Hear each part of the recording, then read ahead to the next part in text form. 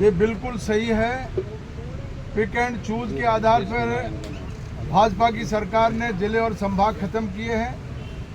ये 9 जिले और 3 संभाग रामलुवाया कमेटी ने सभी मापदंडों पे खरे उतरने के बाद में जिले और संभाग बनाने की सिफारिश की थी।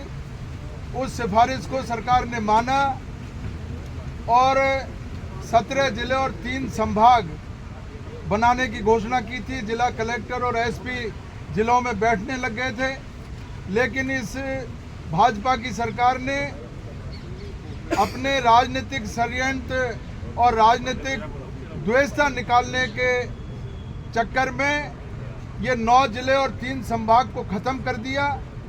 मैं आपकी जानकारी में ये भी लाना चाहता हूँ, कुम्मट कमेटी जो खुद राजस्व मंडल के अध्यक्ष थे, राजस्व सचिव और वित्त सचिव उनके उस कमेटी के सदस्य थे, उन्होंने करौली को जब जिला बनाया उस समय सारी सिफारिशें की थी और उन सिफारिशों को रामलुवाया कमेटी ने आधार बना करके सारे मापदंडों पे एक एक चीज़ को चेक करने के बाद में जिलों को घोषित किया था।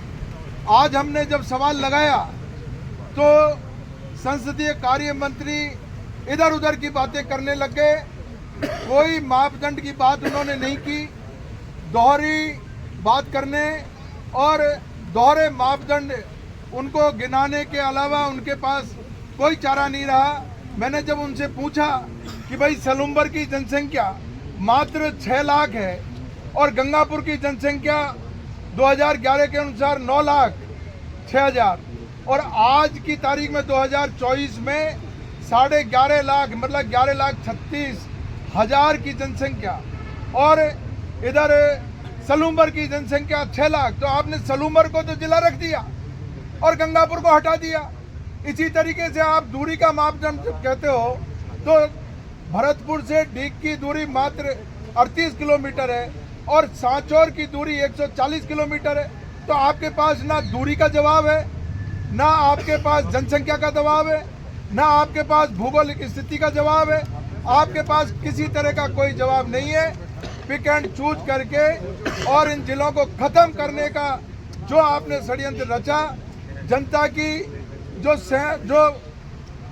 2 दशक 3 दशक से जो मांग चली आ रही थी और जो लोग संघर्ष कर रहे थे, बड़ी मुश्किल से कांग्रेस सरकार ने उनको जिले का तोहफा दिया था। उस तोहफे को वापस लेकर के वहाँ की जनता का आपने जो एक तरीके से कुठाराघात किया है, उनकी पेट में छुरा घोंपने का काम किया है।